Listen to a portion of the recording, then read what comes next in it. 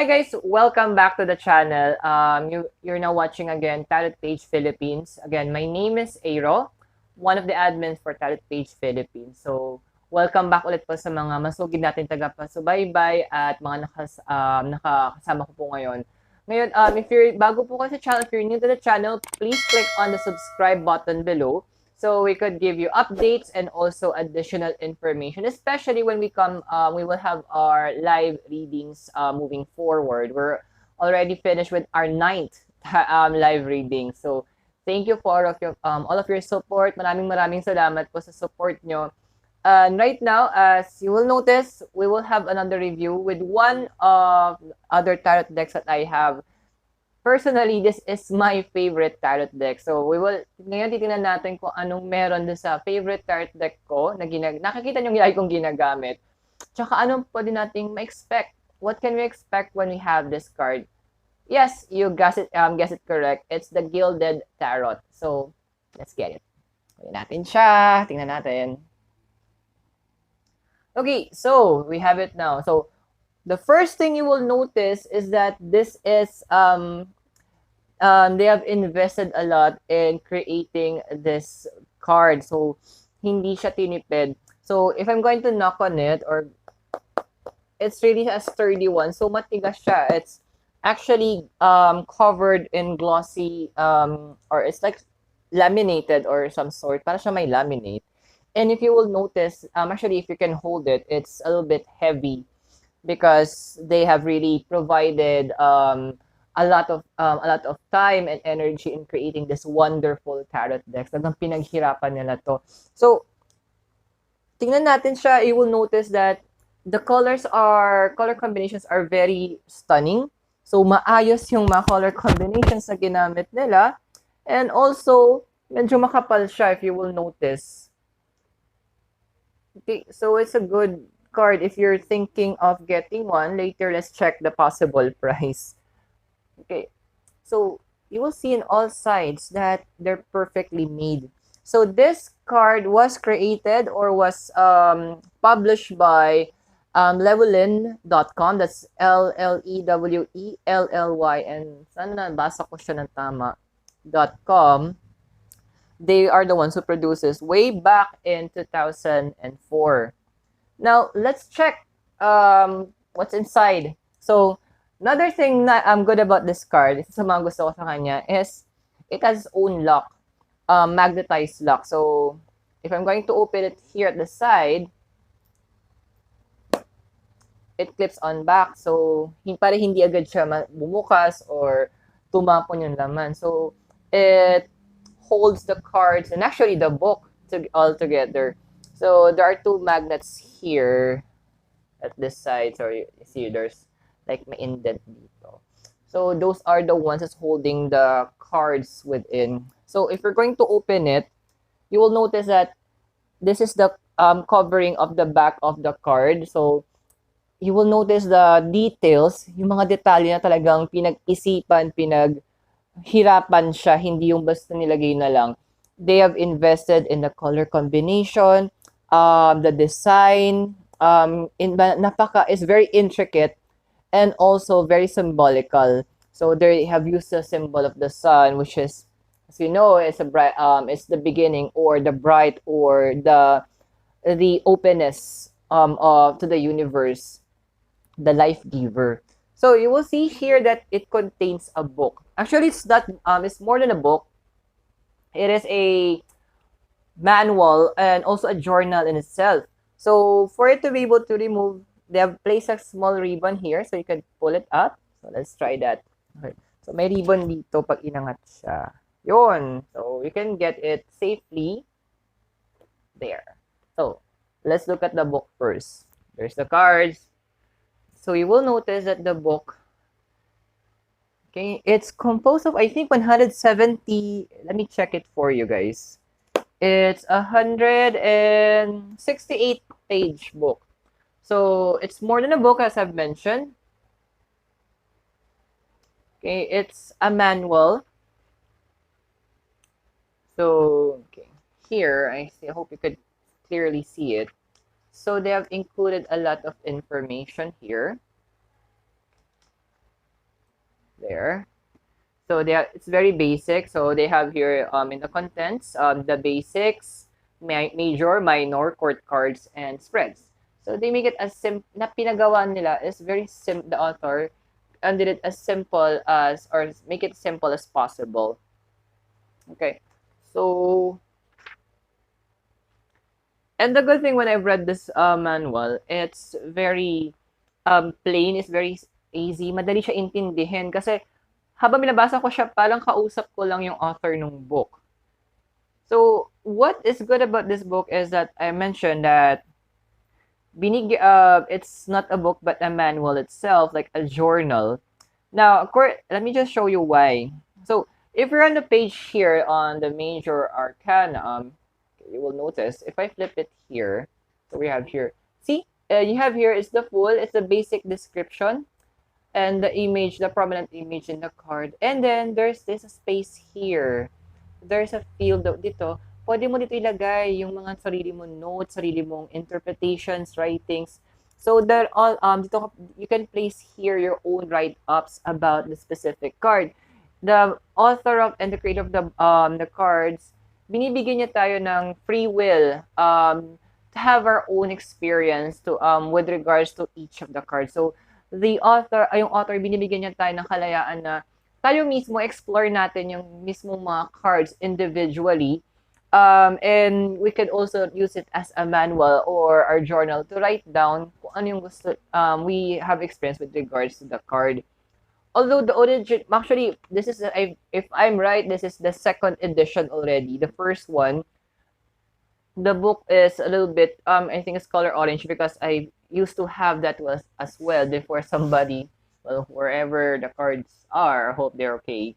The old deck or the old box was color orange, but it was not sturdy as this one. So yung dati kulay orange siya, pero plain paper, parang plain cardboard lang, hindi siya katulad ng ganito. But they invested more on the books, where the book is full of vibrant colors. In contrast to this, it's more on the black and white. But the information, yung mga laman nito, napaka-profound, napakaganda kung babasahin mo siya.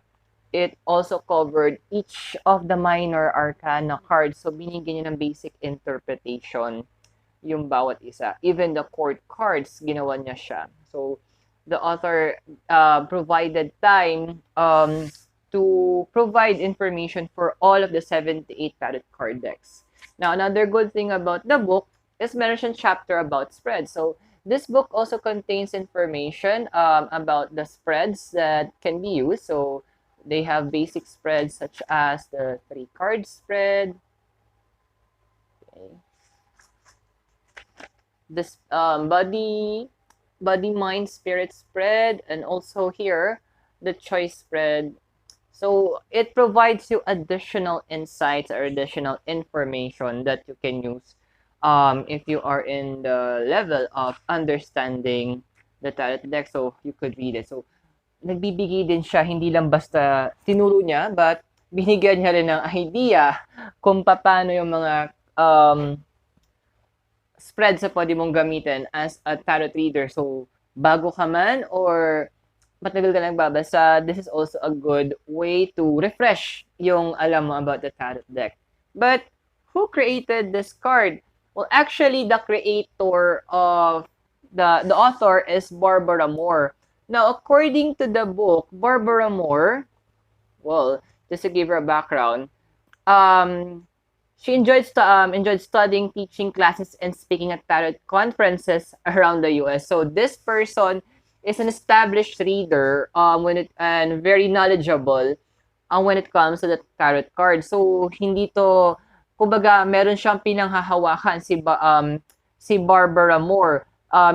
Isa siya sa mga kilala sa US na authority when it comes to the tarot card. So actually, her articles, wow, have appeared in several tarot publications, including Llewellyn's New World of Mind and Spirit and Llewellyn's Tarot Updates. And wait, she has sat on the Tarot Journal editor board and has studied with renowned tarot scholars.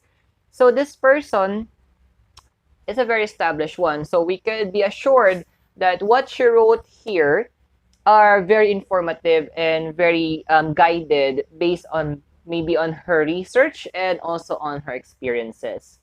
But she got another person to create the cards. It is Ciro or Ciro Machete. So this Ciro or Ciro Machete, according here about the artist, is a professional artist talaga. So she collaborated with Barbara Moore to create and give birth sa mga cards na to.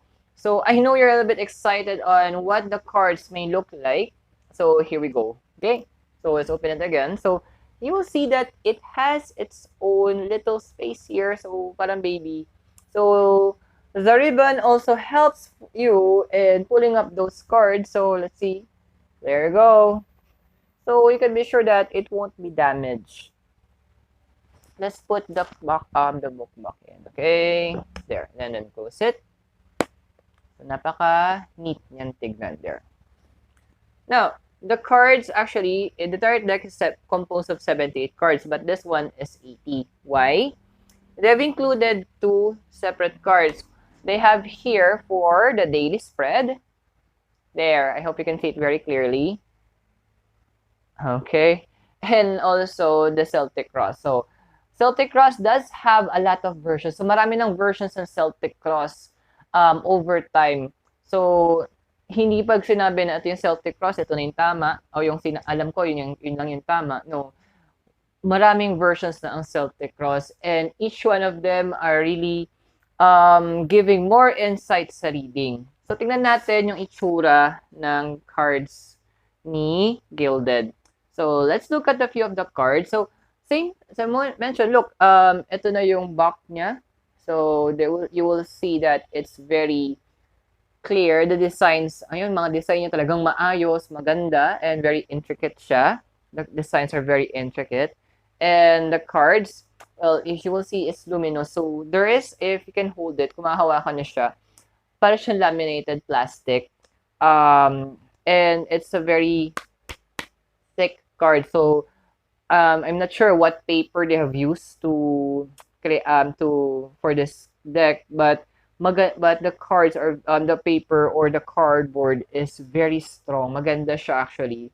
Hindi siya madaling mabend. It's just bended on my ends because I've been using it intensively. Bended lang yan kasi gamit na gamit ko yan kung napapansin nyo.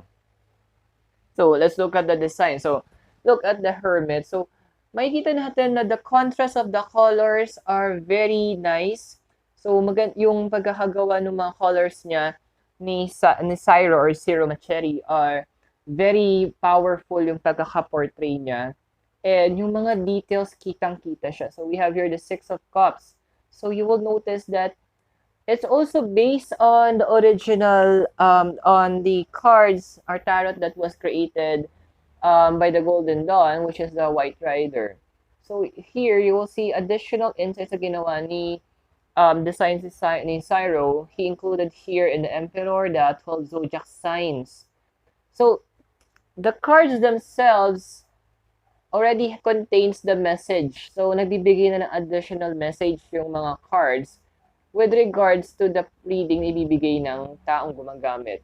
So we have here the 5 of Pentacles. So we could go on with this. So what I could assure is that this card contains a lot of profound meanings. So yung mismong cards pa lang also provides, nagbibigay na ng mga messages para sa atin. Now, the big question, usually this is the question, Aero, how much? Now, in US dollars, according here to the barcode, it's $29.99. Philippine peso, I checked it. It is around 2,500 pesos, but it is an investment because the pinaghirapan to. Investment to kasi pinaghirapan siya ng mga taong gumawa, and when it was created, is made out of love. Especially yung author, is talagang hindi basta-basta. The author already has an established or it's already known to be a professional as a tarot card reader. So if I'm going to place it back, so meron siya ditong space again. So it's going to be in a safe spot. And the book also comes with it. There. So, can play, balik natin siya dito. There. So you could see that the cards, the card is, or the deck is very versatile, very powerful yung mga designs niya. Even if you will have a copy of it, or if you will have your own Gilded Tarot deck, it also provides a lot of insights with regards to the manual that is, or the journal that is included. Talagang maganda siya pag gugustuhin mo magkaroon ng ganitong deck. So, I hope, and for me, this card, well, sorry, I'm a little bit biased, but para sa akin, tong card na to, perfect 10 siya, at maganda siya, recommendable siya para sa akin. So, if you have time, you can go ahead and you have the resources. This card is a very good one to invest. Maganda mag-invest sa card na to. So, I hope I was able to provide you at least a glimpse anong pwede mo what you can expect with regards to these cards. I hope it helped you as an aspiring tarot card reader, or sa iba dyan, collectors of tarot cards just like me. So thank you so much. You've been listening here again in Tarot Page Philippines. If you're new to the channel, please click on the subscribe button below so that we could provide you more updates of additional videos we'll be providing. Again, you've been with me. My name is Aero. I hope to see you very soon. Namaste and God bless you all. Goodbye.